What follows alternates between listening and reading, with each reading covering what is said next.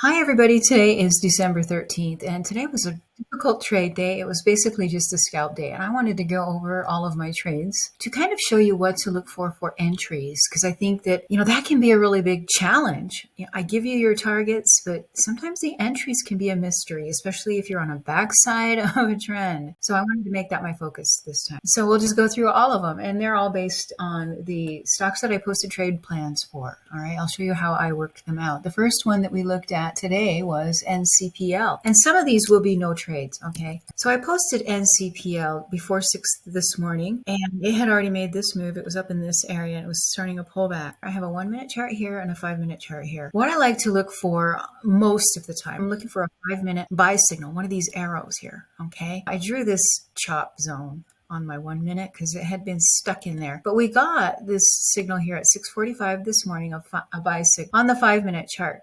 So then you look at your 6:45, what was it doing here? I'm stuck in this chop zone.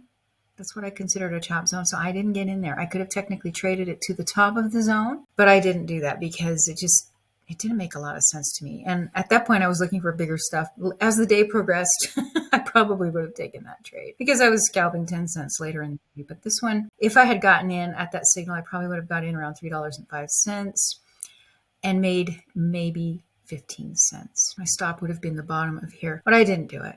I just didn't do it. And so that one moved along without me. But technically what I look for is a 5-minute signal, okay? See over here on this chart, this blue arrow, this was tricky. I knew it was in a chop zone. So I'll come down here to this lower indicator. And if it's pointing down significantly, I'll just let it ride because that's not a good signal, right? Then we had another one of these buy signals over here. You see this? I put an arrow so you could see it really well. This one occurred on the 5-minute at 7:50 this morning. And again, it was the bounce off the 200 EMA. You see, a lot of times you'll get that. And you're going to go to the previous high. If you're going to take that, you're going to go to the previous high. So you would have probably got in around $2.80, and your goal would have been the previous high. That red line that this indicator draws, $3.22. I didn't take it. I just didn't feel good about it. I didn't have a lot of confidence in this thing since it had chopped so much and it was just running on earnings and, what have you. But you can do that. You look for the 5-minute and then you come over here and say, well, does it make sense? Well, here we are at a 200 EMA. Yes, get in and take it to your previous high. Once you're above this previous high, which that will then need to become support, then you can go to the next target. In this case, it would have been here. That wouldn't have made a lot of sense. But once it gets above here, then you're going on and on. But the focus of this video is to show you how I'm using the 5-minute chart and the 1-minute chart together for signals. Because if you get a signal on a 5-minute chart, it's going to be fantastic if things align and make sense on the 1-minute chart. And they kind of did here. If you're scalping, they did here. But technically, this was still a downtrend, right? It was trying to make an uptrend, but it was overall a downtrend. So that was NCPL. Now let's go into the next one I posted was MUI. Didn't have any volume on it. If you look at the chart from yesterday, you can see it popped really hard all in one candle on no volume yesterday. And then it went flat the whole day. So I wasn't really confident that it was going to do much today. It just needed eyes, right? It's making these really big moves, but there's no volume. That means nobody knows what's going on. And this thing had news. And so that's why I posted a trade plan for it. But I'm like, okay, where's the volume? Started to pour in here, but look at this. This is a divergence. Red candles going up. Does that even make sense? And here's why. Because usually when you have a divergence, and this is kind of rare to see this, especially the way I have my settings and set this algo up, you don't get that very often, red candles climbing up. But if you do see it, be aware that it's probably going to reverse. You've got a heavy duty divergence going on right there. Something isn't making sense. Sometimes it happens. Red climbing candles. Okay, I'm going to label this one a toxic stock because it just cannot make targets. And honestly, the daily chart on this one was really hard for me to make sense. All right, then we put Mara. When I first saw it, it had already tagged this level right here, this target that I had drawn, 5-minute.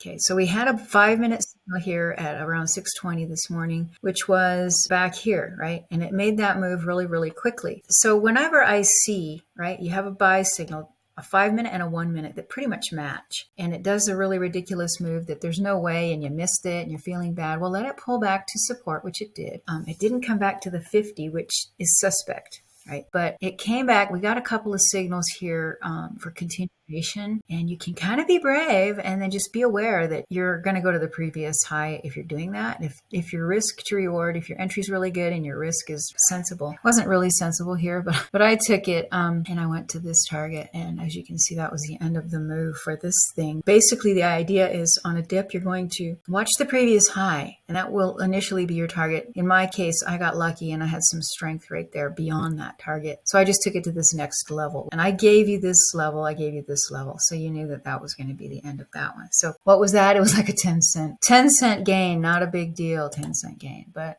I did it anyway. So don't feel bad if you didn't trade it because it was only 10 cents. That was my big win for the day so far, 10 cents. Then we had CCL, which is Carnival. It's a stock I've traded a lot over the years. At 6:44 this morning. Okay, remember, this is another one of those examples. It had a signal here. Let's look at the 5-minute. Signal here at 6:25. So it was an ongoing uptrend. By the time I saw it, it had already had a 5-minute signal. So what I'm going to do in this case, because it looks kind of like it's below a previous resistance, that's why I drew this little dash line here. Even though we have a signal here, I didn't see it till later. I didn't see it till right here, and it was getting close. So that's why I posted the trade plan. So I got in at 6:50 this morning, and then I just followed the trend to the target and got out here for a 20-cent gain.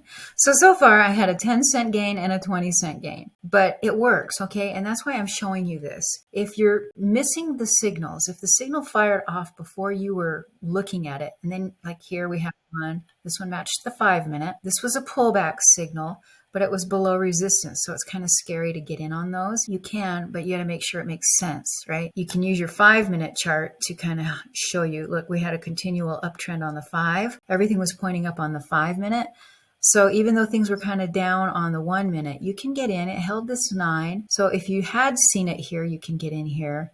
And hey, you got to watch out for this level. Just take it to the previous high. Well, that here we had a little doji. See, it came up. We had a little doji here right at that previous level. And then we had our continuation candle. So that's why I got in here. I kind of missed this one, but I got in here and then just take it to, my risk was low. My risk was going to be the 9 EMA, okay? That was going to be my stop loss. And it was right at the bottom of my candle. So the risk was very low, just going for 20 cents to the target. And I got out right there, right at opening bell, which is scary because I probably, I had it already preloaded and I got lucky. I got out on that one. This was a crazy candle, by the way. It went up, then it went down, went up. It was just not knowing what to do. But I was able to get out there and then it was done. So CCL was 20 cents. It was kind of a risk, but it was 20 cents. XPEV. I had a 5-minute and a 1-minute signal right at a target. See, I have this light dash line. To me, that was a target, and I didn't know what to do with that. And that was opening bell, and I didn't like it, so I didn't get in on that one. I waited for a pullback, and here at 7:44, I had a doji here at 7:43, but I didn't quite get in there. But that was actually the better one. And I was able to get in really quickly on this one and get in at $11.12. So I got in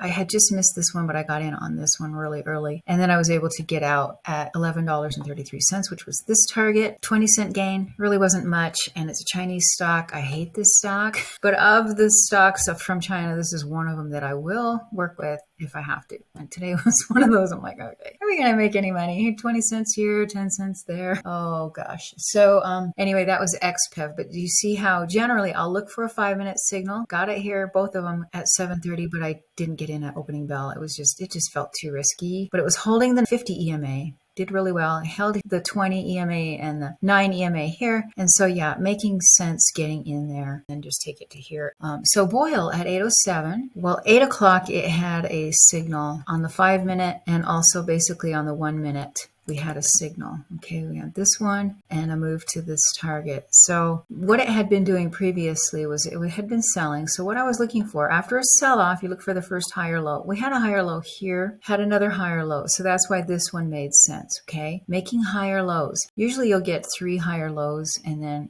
that's pretty much all you'll get. And then it'll reverse and do whatever it's going to do next. But this was the 3rd higher low. I didn't expect much out of it. It gave us a little bit. Getting in at $41.92. My goal was $42.50. So it worked out for a 60-cent gain. But my risk was only 20 cents. My risk was the slow tail. So even though you're only making 60 cents on a higher priced stock, your risk was low, your reward was great. It's a matter of risk to reward. Okay. So don't look at it in terms of this is a more expensive stock. Look at it in terms of what is my risk? Well, it's this low tail, this red low tail, and it's made a higher low, a higher low. Here's another higher low. I'm going to just trade this to there and be good. Be cautious of this. This isn't really a confirmed level right here. This is right here. Okay. This, it broke support here. So it's not a confirmed level. It'll probably hold that and go to the next. That's how you read these. When you have two lines, look to the left and see how it dealt with that line. Well, it chopped around up and down on that line. That means it's not a confirmed support or resistance. Here, this is a confirmed, do you see this white line right here? This is a confirmed resistance. Okay, so that's going to be a target. So that was Boyle. Okay, Drip had been selling off. Okay, so you have a really big sell-off. You're looking for a higher low. This is the 5-minute. We had a signal here. We had a signal here at 7:30. We had a signal here at 8:10. If you zoom in on that, it was kind of a higher low, a little bit. Not really. It wasn't very clear to me. So I really didn't know what to do with this one, with that downtrend. And if you look at the 1-minute chart, the 1-minute chart's really clear. At 7:30, we didn't have, well, we had a higher low from here. Okay, a higher low. I didn't trade Drip because by the time it started to maybe make sense to trade, I was looking at other things. Here would have been the trade, the first higher low, and then take it to your next line. So you would have got in around, probably around 13.93. Your risk would have been 13.82. So like a 15-cent risk to you need to get at least a 60-cent gain on this one. And we got at least that. So it was 14.33 was the target on that one. Okay, Grits, DRTS had already reached a target. Okay, so there was no trade here because you have to have a setup. It's going to pull back. So you're waiting for the pullback, right? You're going to go to probably the 50 EMA. You never know for sure. But whichever one you go to, usually it's the 50 if you've hit a target, right? So you pull back to the 50, you're looking for your first higher low. The 5-minute chart was not very helpful here. Okay, it wasn't giving signals because we were kind of on an ongoing uptrend. What we had, this was the 5-minute chart. Really kind of, basically it was saying, no, you're taking your life into your own hands. But the 1-minute chart on this one will give you a little more clarity. And if you had taken it at here, but to me, the risk reward wasn't there because this was the risk getting in at $3.31. Your risk is $3.20. So at 10 cent, you need to make 40 cent, and it was only a 20-cent gain. So it didn't make sense to me, okay? So I didn't trade that one. The next one I posted was SQQQ, and I have TQQQ up here, which is the inverse of SQQQ. It basically the tech stock ETF. And what happened, we had the CPI report came out this morning, and it wasn't as bad as last month, okay? And so that caused this little pop, this little run in the on the indexes, the Dow, the NASDAQ, the SPY, they all ran. Well, TQQ and SQQ are fun inverses to play when you have a run on the NASDAQ or a sell-off on the NASDAQ. But let me tell you what, if you were not already in the trade on TQQQ at 6:30 or before 6:30 this morning, there's no way you would have traded that. You could not have traded that. It happened so fast. This was an algo spike, and you cannot trade that. It went from 22.40 to 25.10 in the blink of an eye, and then it squeezed back down to 23.75-ish and lower, all in 1 minute. All right. So if you weren't in that trade beforehand, like over here, like at 6:26 this morning, my time, when it was just starting to show some direction here, maybe, or even on this little doji, that would have been scary because you're like, you don't even know. You don't know how other traders are going to react to that report. So that was just a nonsense. There's no way you can trade that unless you're totally doing a crapshoot gamble because you just don't know. You're hoping everybody else agrees with you, right? And I can't trade on hope. So what I did instead is SQQQ because here, this thing had tagged target, right? What's going to happen after an inverse ETF tags a target? It's going to sell. Well, what happens after any stock tags a target? It pulls back. So I knew at this point that SQQQ was going to run because this is the inverse of TQQQ. So let's go back. When that thing popped, when the news popped, this thing sold down, but it did tag this lower one, and then it reclaimed this lower one right here.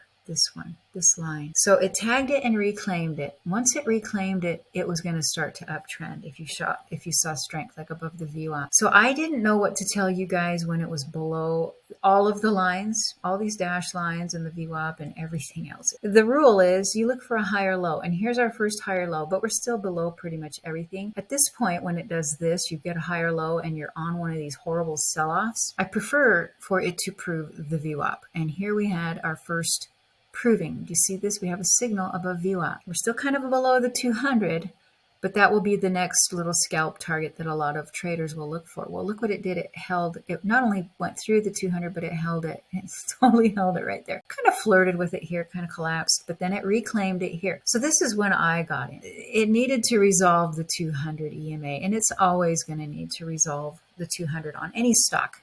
If a stock falls below the 200, it has to turn that into support at some point. But when not only that, but we had the 50 EMA there. We had the 20, everything was there. So we had a lot of strength once people said, okay, we're going to take this up.